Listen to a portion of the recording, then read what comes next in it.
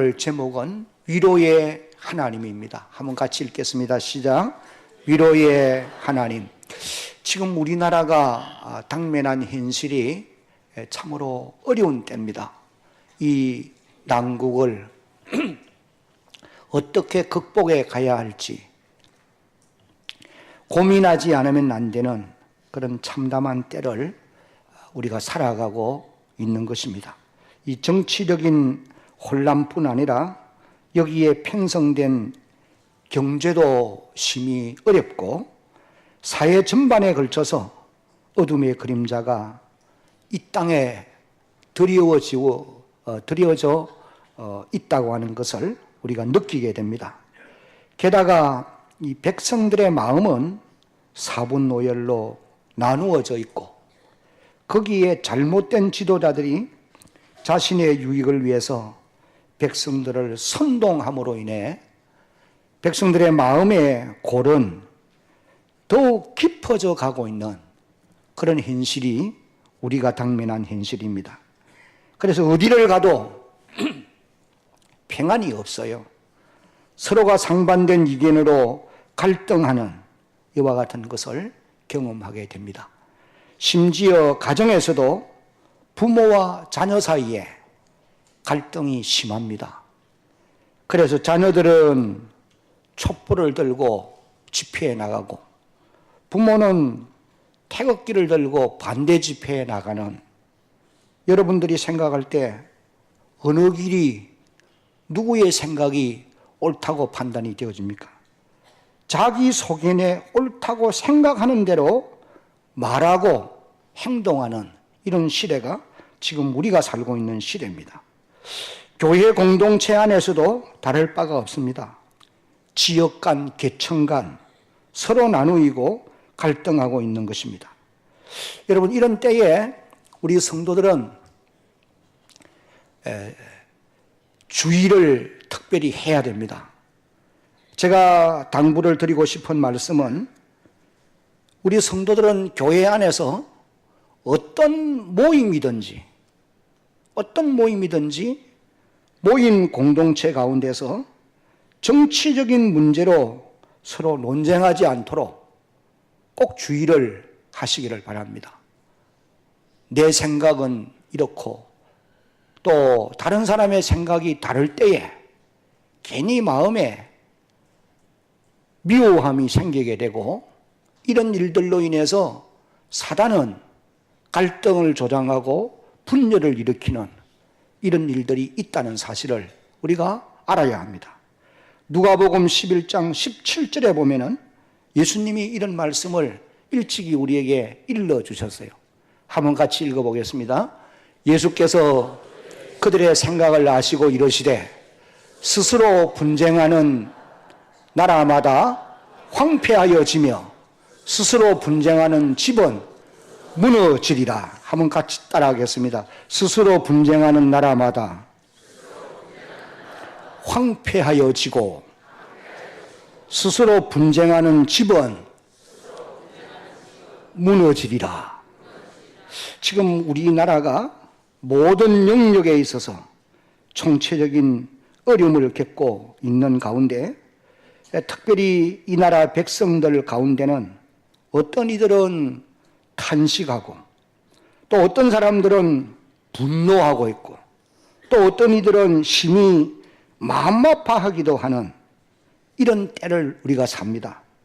그러나 또 다수의 사람들은 관심 없이 무관심한 가운데 살아가고 있는 것도 틀림없는 사실입니다.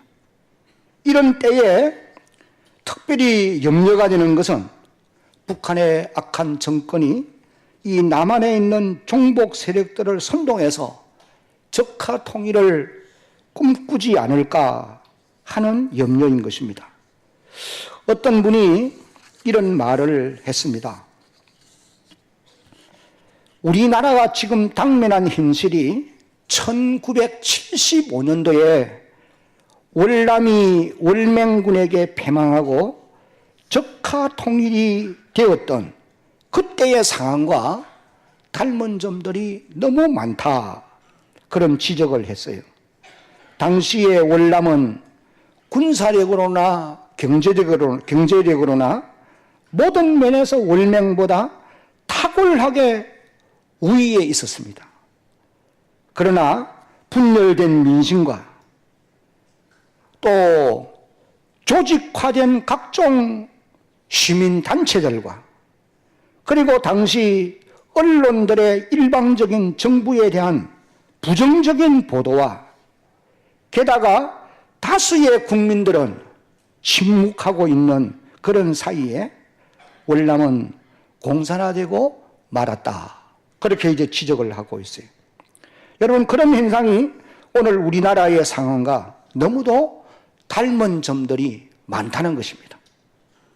이것은 제 얘기가 아니고 월남의 패망을 지켜보았던 그 현장에 있었던 어떤 분이 SNS를 통해서 올린 그 아주 긴 내용 가운데 기록되어 있는 그런 부분들이, 물론 그렇게 되지 않아야 하겠지만은 오늘 우리가 정신을 차리지 아니하고 미리 대비하지 않으면은 속수무책으로 공산 세력에게 당할 수밖에 없다고 하는 것을 우리가 기억을 해야 한다는 것입니다.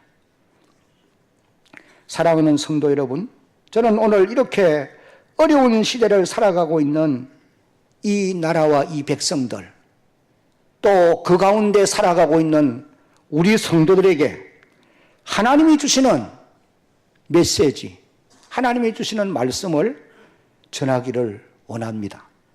사도 바울은 오늘 이 본문 말씀을 통해서 첫째로 다 같이 한번 이제 읽겠습니다. 시작. 하나님만이 우리의 위로자가 되십니다. 이런 난국에 오늘 우리 성도들은 하나님만이 우리의 위로자가 되심을 다시 한번 깨달아 알고 이 나라 이 백성들에게 이 사실을 전해야 한다는 것입니다. 여기 3절로 4절을 보면은 찬송하리로다 그는 우리 주 예수 그리스도의 하나님이시요 자비의 아버지시요 모든 위로의 하나님이시며, 4절은 같이 읽겠습니다. 우리의 모든 환난 중에서 우리를 위로하사 우리로 하여금 하나님께 받는 위로로서 모든 환난 중에 있는 자들을 능히 위로하게 하시는 이시로다. 바울은 여기서 하나님을 첫째는 자비의 아버지시요, 이 말은 동정을 베푸시는 아버지시라는 것입니다. 마치 내 육신의 아버지가 자녀들에게 동정을 언제나 베푸는 것처럼 하나님께서 우리를 그렇게 대하시고 계신다라고 말씀을 하십니다.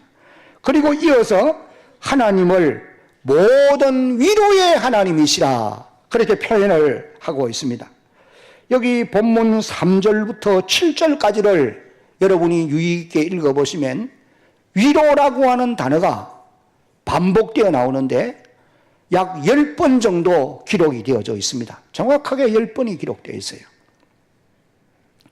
여기 위로라는 이 단어는 객터로 부른다, 또 혹은 초청한다, 그런 의미의 단어예요. 그래서 이 위로라는 말의 의미를 우리가 한번 생각해 보면은, 한번 이제 화면에 뜨니까 같이 한번 읽어봅니다. 시작.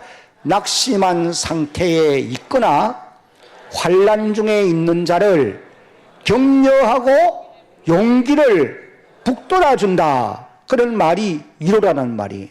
낙심한 상태에 있거나 환난 중에 있는 자를 하나님이 곁으로 불러서 그리고 격려하고 용기를 북돋아 주는 것, 이것을 일컬어서 위로라. 하나님이 이런 위로를 베푸시는 분이시다, 그런 말씀이에요. 지금 우리가 당면한 현실 속에서 이 나라 이 백성들에게, 또 그 나라에 속해 있는 우리 성도들까지도 하나님의 이와 같은 위로가 필요한 시대이다 라고 성경은 우리에게 말씀을 하시고 계십니다. 이런 하나님의 위로가 이 나라 백성들과 우리 모두에게 임하기를 예수님의 이름으로 축복합니다. 그리고 이제 여기 이어지는 4절 말씀을 보면은 하나님은 환난 중에서도 우리를 위로하시는 하나님이시라, 그렇게 사도 바울이 표현합니다. 우리의 모든 환난 중에서 우리를 위로하사, 그렇게 기록했어요.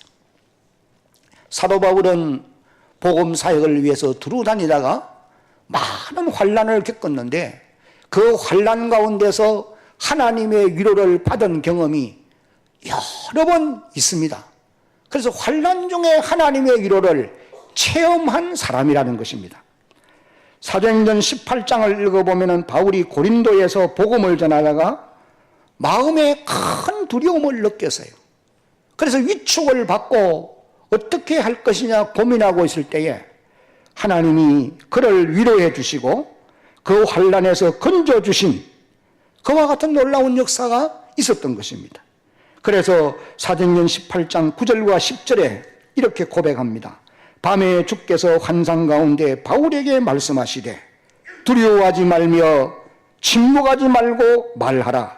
10절 같이요. 내가 너와 함께 있음에 어떤 사람도 너를 대적하여 해롭게 할 자가 없을 것이니 이는 이 성중에 내 백성이 많음이라 하시더라. 바울은 하나님의 이와 같은 위로를 받고 담대하게 1년 6개월 동안 고린도에 머물면서 구원의 복음을 전함으로 고린도 교회를 든든히 세우는 이런 놀라운 역사가 있게 되었던 것입니다.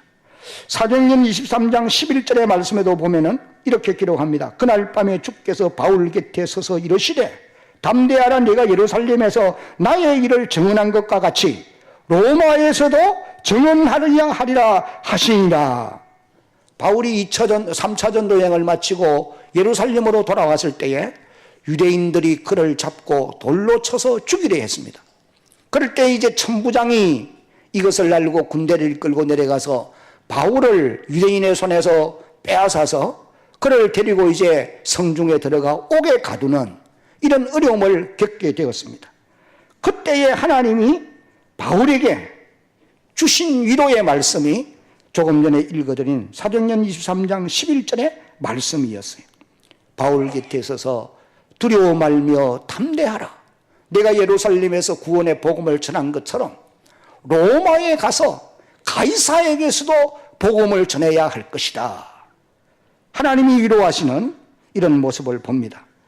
그리고 또 사도행전 27장 22절로 26절까지도 보면은 사도 바울이 로마로 가는 중에 유라굴로 태풍을 만나서 14일 동안 바다 위에서 표류할 때에 하나님이 바울을 만나 위로해 주시고 그 환난에서 건져 주실 것을 약속하신 이런 일들이 있었던 것입니다.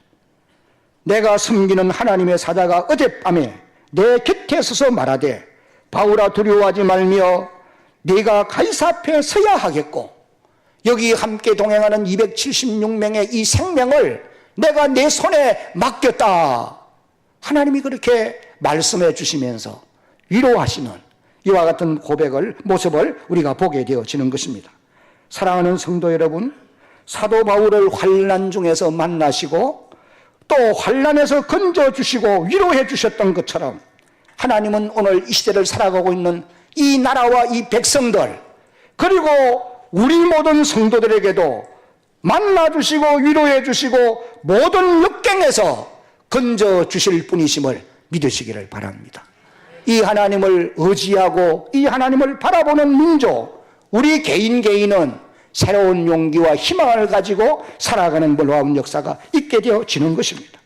그런데 하나님께서 우리를 이와 같이 환난에서 위로하시는 이유가 있다. 그렇게 말씀을 하시고 계십니다. 그 이유가 무엇이냐? 첫째는 환난 중에 있는 자들을 위로하도록 하기 위함이다. 그렇게 말씀을 하셨어요. 4절을 보니까 마지막 부분에 우리로 하여금 하나님께 받는 위로로서 모든 환난 중에 있는 자들을 능히 위로하게 하시는 이시로다. 하나님께 받은 위로, 하나님께 받은 사랑을 가지고 환난 중에 있는 사람들을 위로하도록 하기 위해서 하나님이 만나주시고 위로해 주시고 건져주신다는 것입니다. 그러므로 사랑하는 성도 여러분들은 하나님께 여러분들이 받은 위로와 사랑을 가지고 여러분 주변에 고난 중에 있는 사람들을 찾아 위로하고 그들을 돌아보는 이와 같은 하나님의 사람들이 되어야 한다는 것입니다. 이것을 이제 주님이 명하고 계십니다. 그리고 또 환난에서 위로하고 건져주시는 이유가 무엇이냐? 당면한 고난을 견디어 가도록 하기 위함이다. 6절 말씀을 보면은 그렇게 기록을 합니다. 우리가 환난 당하는 것도 너희가 위로와 구원을 받게 하려는 것이요, 우리가 위로를 받는 것도 너희가 위로를 받게 하려는 것이니 이 위로가 너희 속에 역사하여 우리가 받는 것 같은 고난을 너희도 견디게 하느니라. 하나님이 위로하시는 이유는 고난을 견디게 해서 이기게 하기 위함이다. 그렇게 말씀을 하셨어요.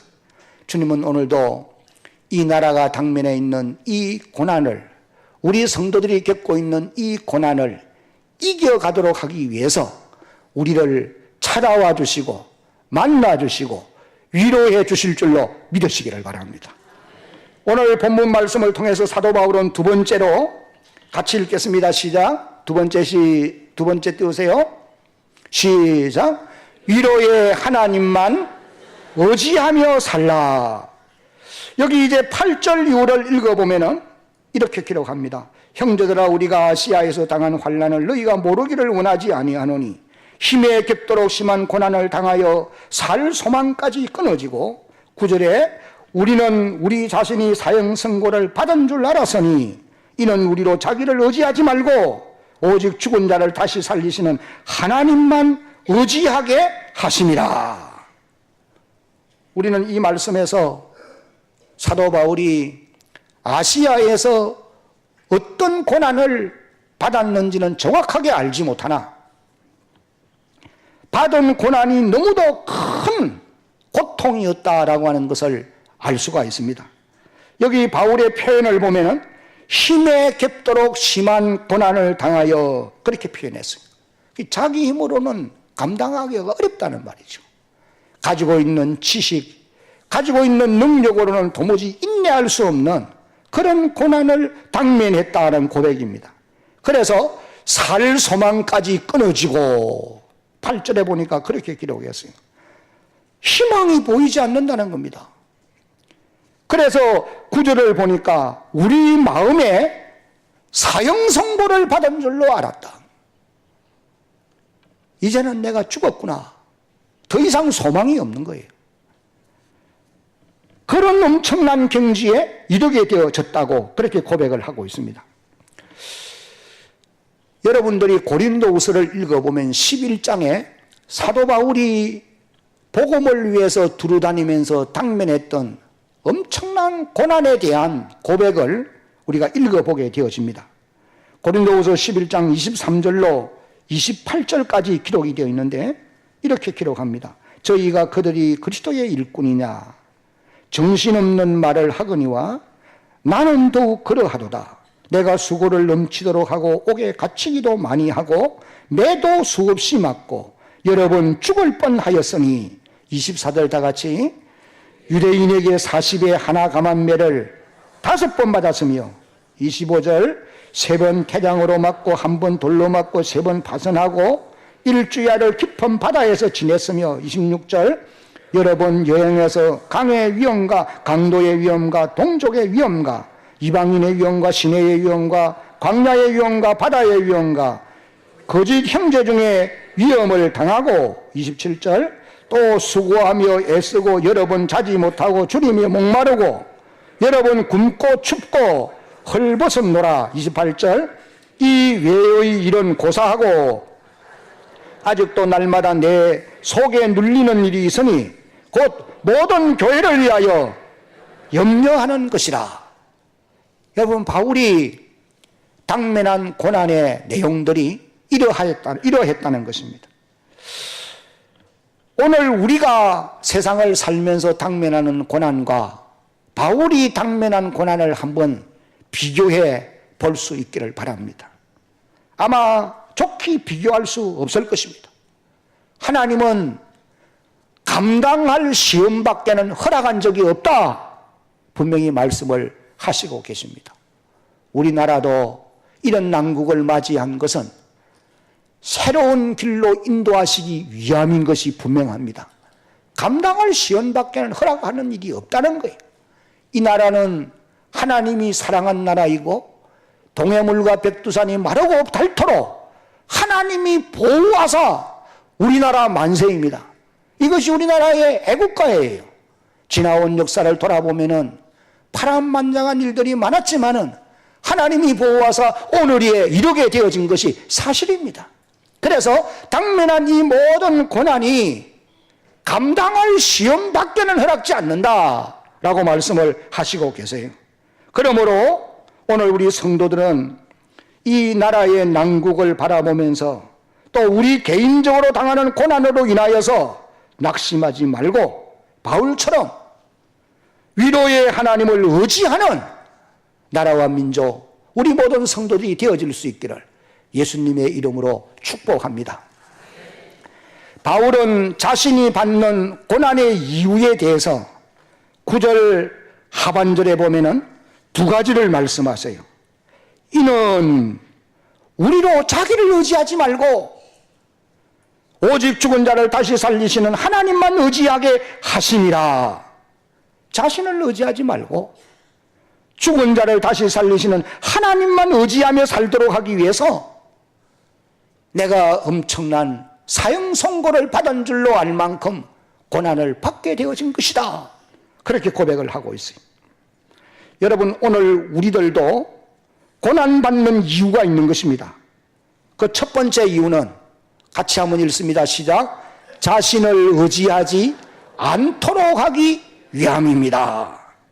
사람은 내가 뭘 가지고 있으면은 그걸 꼭 자랑하고 싶어 하고 내세우기 좋아하고 그것을 의지하며 살아가는 것이 모든 사람이 가지고 있는 본능이에요. 여러분, 지식이 있습니까? 자랑하려고 합니다. 말을 잘합니까? 하나님이 주신 그 재능을 가지고 말로서 많은 사람들을 압도해 가려고 하는 이런 모습이 우리에게 있단 말이죠. 돈이 있습니까? 그것을 의지하며 살려고 노력해요. 권세가 있습니까? 권세를 이용합니다. 우리가 가지고 있는 것을 의지하며 살려고 노력해요. 여러분, 사도 바울 같은 사람은 정말 자기를 내세울 만한 것들이 너무도 많았던 사람. 우리가 그의 고백을 살펴보면은 고린도후서 12장에 가서 보면은 여러 계시를 받은 것이 지극히 크다, 그런 표현을 해요. 근데 하늘의 비밀을 깨달아요, 바울은. 그의 영안이 열려 있어요. 그리고 그가 받은 은사는 다른 사람들과 비교할 수 없을 만큼 탁월한 은사들이 많습니다.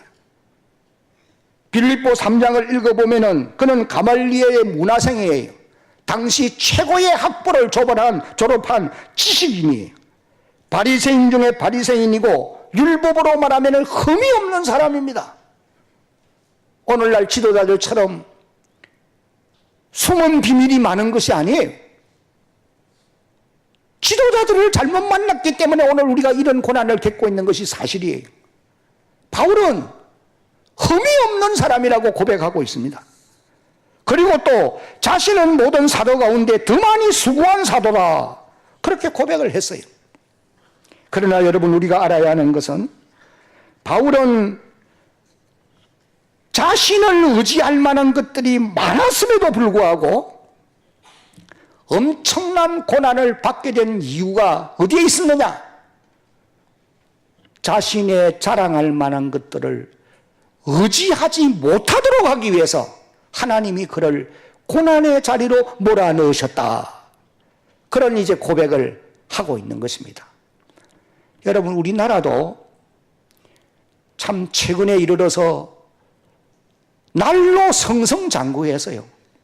그래서 우리나라 사람들이 저 세계 여러 지역을 두루다니면서 목에 힘을 주고 아직도 개발도상국에 있는 사람들을 눈 아래로 보면서 업신여기고 우리의 우월감을 자랑하던 그런 교만함들이 많았어요. 여러분, 오늘 대한민국이 오늘에 이르게 된 것이 하나님의 놀라운 은혜의 축복인 것을 우리는 분명히 알아야 되는 것은, 우리나라가 가진 자원이 무엇이 있습니까? 뭐가 있느냐는 말이. 그러나 이 땅에 100년 전에 복음이 하나님이 이 땅에 보내셨고, 복음으로 인해서 민족이 깨어나게 되었고, 하나님의 특별한 축복을 받아서 오늘의 이런 나라가 있게 되어진 것이 사실인데, 너무 교만한 거예요. 자기를 의지하지 못하도록 하기 위해서. 또 우리 성도들도 마찬가지입니다. 하나님 앞에 우리가 겸손해야 되는 것은 나의 나됨이 나로 인해 된 것 아니란 말이에요. 하나님의 은혜로 된 것임을 믿으시기 바랍니다. 그러므로 우리는 그분 앞에 자기를 의지하려고 하지 말고, 고난받는 이유가 무엇이냐는 겁니까?